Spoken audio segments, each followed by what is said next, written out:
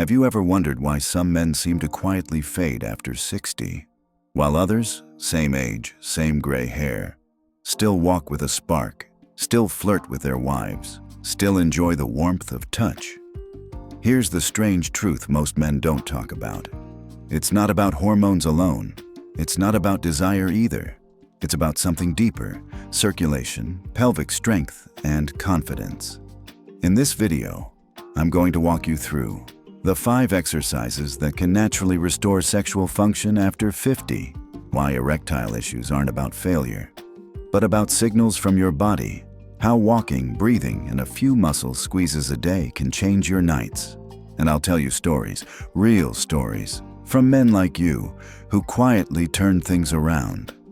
But stay with me till the end, because the last insight, number 5, is something I promise 90% of men don't even know exists.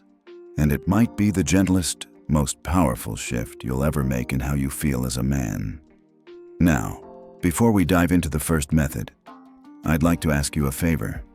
If this video speaks to something inside you, if it makes you feel seen, if it gives you even one spark of hope, please take a second to like this video, subscribe to the channel, and hit the bell so you never miss another story like this. It's a small click for you, but it helps us grow this community of strong, silent men who are learning to rise again. Thank you. Let's begin. Let me take you back to Larry, our retired Navy mechanic. He was skeptical. When I asked him to try stopping the stream the next time he peed, he squinted like I'd asked him to sing opera. But later that week, he came back, half grinning. "Doc, I didn't know there was a muscle down there, but I found it. That discovery? It's the beginning of reclaiming your power. That muscle is called the pelvic floor. Think of it like the hammock that holds your entire lower body together, supporting your bladder, bowel, and most importantly, your penis. When the pelvic floor is weak, blood struggles to stay in the penis during arousal. But when it's strong, it works like a dam, holding the pressure steady so the erection stays full. Kegels are simple, but powerful. Here's how to begin. Go to the bathroom. Midstream, try stopping the flow of urine. That contraction you feel? That's your pelvic floor working. Now replicate that movement even when you're not peeing. Squeeze gently for 5 seconds, then relax for 5 seconds. Do this 10 times, 2 to 3 sets a day, every day, for 6 weeks. It's not about strength, it's about consistency and control. Over time, you'll feel more connected below the belt, more sensitive, more responsive, even more confident when intimacy begins. Larry called me after week 5. He didn't boast. He just said, "Doc, it feels good to feel something again. Not just physically, but like I'm showing up in my own life." That's what Kegels can do. Not just improve function, but restore a quiet confidence, one contraction at a time. Carlos was 58, former truck driver from Texas. When I asked about his exercise, he chuckled. "Doc, I walk from the couch to the fridge." That walk doesn't count, my friend. What does count? Walking, brisk, consistent, 30 to 45 minutes, 5 days a week. Why? Because erections are vascular events. If your arteries are blocked, your penis is the first to suffer. Regular walking improves blood flow, blood pressure, endothelial function, the lining of your arteries, and even testosterone levels. After just 3 weeks, Carlos messaged me, "Doc, didn't expect this. I've dropped 7 pounds, and I'm feeling like I did 10 years ago." He didn't join a gym. He just walked. Every day. Movement is medicine, and it's free. David was a 65-year-old retired attorney, fit, sharp. But every time intimacy began, his body shut down. No erection, no arousal, just tension. What was blocking him? Stress. Stress kills desire. It tightens your arteries, suffocates your breath, and tells your nervous system, this isn't safe. I introduced him to deep diaphragmatic breathing, gentle yoga poses like bridge and cobra, and the mantra, "My body is not broken, it's waking up." 2 weeks later, David told me something beautiful. For the first time in years, I touched my wife without fear. Yoga wasn't about flexibility. It was about returning to presence, to feeling his own body, instead of fearing it. Jeremy, 60, was a gym teacher, but lately he had no energy, no drive, no desire. His mistake? Only doing cardio. You see, resistance training, especially squats, deadlifts, lunges, activates the largest muscles near your pelvis. And when those muscles engage, your body responds by raising free testosterone, increasing insulin sensitivity, boosting libido and circulation. Jeremy added 20 minutes of resistance twice a week. After 1 month, he said, "I'm waking up ready. I feel like myself again." You don't need big weights, just resistance, just effort. Strength isn't about looks. It's about reclaiming function. Ben was a 68-year-old widower, still healthy, still had desire. But the moment things became intimate, he froze. I taught him box breathing. Inhale 4 seconds, hold 4, exhale 6, pause 4. He practiced every morning, every night. 2 weeks later, something shifted. "Doc," he said, "it's like my body's finally listening again. Because when you breathe, you tell your brain, it's okay, we're safe, we're ready." And that simple signal can change everything. If you've listened this far, let me tell you what I told Larry. You're not broken, you're not weak, you're not past your prime, you're simply running low, like a boat that's been docked too long. But the tide can rise again. All it takes is one step, one squeeze, one walk, one breath. Larry doesn't talk about erections now. He talks about how he took his wife dancing last Friday, how he's repainting The Whisper, and how, in his own quiet way, he feels alive again. You deserve that too. Let's begin. Let's take a moment to talk about something almost no man ever brings up first, but almost every man thinks about silently. It's the quiet fear of disappearing, not in body, but in essence. You see, when your body stops responding the way it used to, when erections become rare, when desire turns to anxiety, it's easy to feel like you're becoming invisible, like your sense of being a man is quietly slipping out the back door. But here's the truth. That fear is not weakness. It's a signal, a powerful one, and it means you're still alive, still wired to connect, still holding on to something sacred. And I need you to hear this. Erections are not a measure of your worth. They are simply messengers, telling you something about blood flow, nerve health, muscle tone, stress levels. In fact, your erection is like your body's check engine light. When things down there aren't working right, it usually means your cardiovascular system is struggling. That's why these 5 exercises matter so much. Because they don't just work down there. They work everywhere. They tell your body, hey, it's time to come back online. Let's return to Larry for a moment. After his 5th week of daily Kegels, he wasn't just noticing firmer erections. He was walking taller. His wife said he even seemed to joke more at dinner. That's the thing most people miss. When men start feeling physically capable again, their whole spirit shifts. They re-enter the room, not just physically, but emotionally. Larry started talking about repairing his old boat. He hadn't touched it in years. He'd named it The Whisper back when he was 40, because he said sailing helped him listen to what really mattered. That boat had gathered dust and leaves for over a decade. But now, he started sanding it, cleaning the wood, talking about repainting it with navy blue and gold. "I'm gonna take her out again," he told me one afternoon, "and I don't mean the boat." We laughed, but I could see something different in his eyes. This wasn't about sex anymore. It was about feeling connected to life. Let's go deeper into the science behind walking, because you might still be thinking, how can walking fix something like ED? Here's how. Erections depend on nitric oxide. This chemical tells your blood vessels to relax and expand, allowing more blood to flow into the penis. But if you're sedentary, inflamed, or insulin resistant, nitric oxide production drops. Your arteries stiffen, and flow slows. Now imagine trying to inflate a balloon with a clogged straw. That's what it's like to get an erection with poor blood flow. Walking, especially brisk walking, helps restore endothelial function. That's the fancy term for the inner lining of your blood vessels.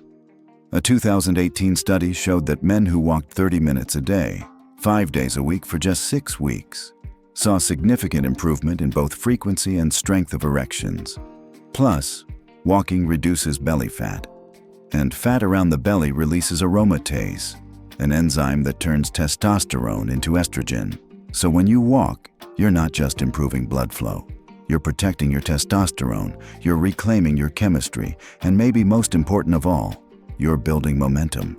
Because once a man starts moving again, he starts wanting more strength, more touch, more connection. And that, my friend, is the spark of return. Shall we keep going? Now let's return to David, the 65-year-old retired attorney who looked great on paper but was silently battling a war inside. He'd been married for over 30 years, loved his wife deeply, but every time they got close, his body betrayed him. He'd freeze, lose sensation, then pull away. He wasn't dealing with a physical problem. He was drowning in silent performance anxiety. And here's the thing no one tells you. Even when everything works, your mind can shut down your body if it doesn't feel safe. So we started small. No medicine, no pressure, just 10 minutes a day of yoga and breath. At first, David rolled his eyes. He said, "Doc, you're telling me stretching is going to fix my penis?" I smiled. "Not your penis, David. Your nervous system." We began with 3 poses. Bridge pose, which gently opens the hips and strengthens the glutes, 2 regions critical for pelvic blood flow. Cobra pose, to stimulate the spine and release tightness in the lower back. Seated forward bend, which, beyond stretching the hamstrings, brings the whole body into a calm, grounded state. Each pose lasted just 30 seconds, but the key wasn't the stretch, it was the breath. With each inhale, I asked David to fill his belly like a balloon. With each exhale, to imagine releasing shame, fear, and self-judgment. And slowly, something started to shift. He stopped treating his body like a machine, started treating it like an instrument, something that could hum again, if he tuned it with care. 2 weeks in, his wife sent me a thank you card. It said, "I have my husband back, not just in the bedroom, but at the breakfast table." Yoga gave David more than flexibility. It gave him presence, and presence is where intimacy begins. Let's talk strength now. Jeremy was 60, a gym teacher, tall, loud, and proud of his calves. But lately, he was dragging his feet, losing his edge, falling asleep before 9 p.m., even on weekends. "I'm just getting old," he said. I asked him, "When's the last time you lifted something heavier than a clipboard?" He laughed, then paused. "Been a while." That while had cost him more than muscle. You see, strength training does 3 magical things for men. 1, it boosts testosterone, especially free testosterone, the kind that actually works. 2, it improves insulin sensitivity, helping the body handle blood sugar better. 3, and it increases blood flow to the lower body, including the pelvis. We didn't start with deadlifts or barbells. We started with bodyweight squats, wall push-ups, and lunges holding milk jugs twice a week, 15 minutes a session. By week 4, Jeremy was texting me gym selfies, not because he looked shredded, but because he said, "I feel like I've got fuel again." And guess what? His morning erections came back. So did his motivation. So did his laughter. Muscles aren't just for show. They're for circulation, for metabolism, for male identity. When you feel strong, you stop asking permission to feel sexual. You just feel it. Now we come to one of the softest tools, and yet maybe the most powerful. The breath. Ben was 68, widowed for 3 years. He'd met someone new, a lovely woman named Eileen. She was kind, patient, playful. But whenever they kissed, His chest tightened. His hands got cold, and everything down there went quiet. "I don't get it," he said. "I'm excited, but my body shuts off." This, my friend, is the invisible cage of performance anxiety. It activates the sympathetic nervous system, your fight-or-flight mode. When that's on, your body prioritizes survival. Not connection, not pleasure, not erections. So I taught Ben a technique called box breathing. Inhale for 4 counts, hold for 4, exhale for 6, pause for 4. Repeat for 3 to 5 minutes, twice a day. It sounds simple, but it rewires everything. Because when you breathe slowly, deeply, and rhythmically, you flip the switch back to your parasympathetic system, the one that says, "You're safe, you can let go, you can feel." 2 weeks later, Ben called. "Doc," he said, voice cracking. "It worked. We didn't even have sex, we just held each other, and I felt there, really there." That's when I knew. Sometimes the greatest cure isn't hard, it's soft and slow. And still. Let's pause here and talk about something men rarely get to say out loud. Aging doesn't just change your body, it changes your relationship with yourself. When you're young, you chase performance. When you're older, you seek presence.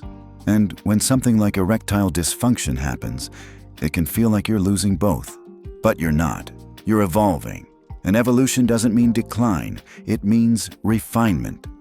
I once worked with a man named Howard, 74 years old. His wife had passed. He lived alone, used to be an engineer, sharp as a tack. But after 2 years of isolation, he came into my office with tears in his eyes. "I think I've forgotten how to be touched," he said. "My body flinches when someone gets close, even when I want it." That broke my heart. So we made a deal. No focus on erections, no pressure for intimacy. Just one thing, feel your body every day, with curiosity, not criticism. We built a ritual, morning stretches on the porch, 5 deep breaths before each meal, touching his chest gently and saying, "I'm still here." Week by week, his hands stopped shaking. His jaw softened. He smiled more when we spoke. And then one day, he said something I'll never forget. "I used to think arousal came from outside, from a body, a curve, a moment. Now I know. It begins from within." That's the medicine no one sells you, the medicine of presence. Every man I've worked with eventually hits a moment of truth. It's not a blood test or an erection. It's this question: can I feel proud of who I am, even if I'm still healing? And when the answer is yes, that's when everything shifts. Because when you stop chasing youth, you begin cultivating vitality. Vitality is not the same as performance. Performance is what we do for others. Vitality is how we feel inside our own skin. And that is what these exercises give you. They're not just physical, they're devotional. Each breath, each walk, each stretch, each squeeze is a whisper to your nervous system. "I love this body. I'm not giving up on it." And your body? It hears that, and it starts to trust you again. Now, if you're still with me, you might be wondering how to put all this together. So here's a simple roadmap, week 1 to 2. Start with Kegels, 2 sets of 10 reps a day. Add brisk walking, 20 minutes, 5 days a week. Practice box breathing, once in the morning, once before bed. Week 3/4s, add light resistance exercises. Squats, wall push-ups. Stretch daily, 3 yoga poses, 10 minutes total. Journal 1 sentence a day about how your body feels. Week 5/6, increase walking to 30 to 45 minutes. Hold Kegels longer, 7 seconds. Practice touch, hand over your heart, gentle massage of legs or abdomen. Week 7 to 8, combine breath plus stretch plus strength into a 20-minute routine. Share a moment of closeness with someone you trust. Celebrate one small change, physically, emotionally, or relationally. This is not a race. This is a homecoming. So, let's return to Larry. 6 months after that first visit, I got a postcard. It was a photo of his boat, the Whisper, gliding through the bay at sunset. On the back, he wrote, "Doctor, she floats. And so do I." That's the power of belief. The power of small, consistent actions.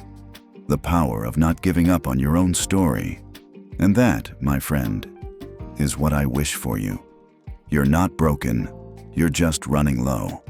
And everything you need to refill the tank is already inside you. Let's begin again, together. Thank you for watching, and here's to living life on your own terms. And please consider subscribe for more videos like this.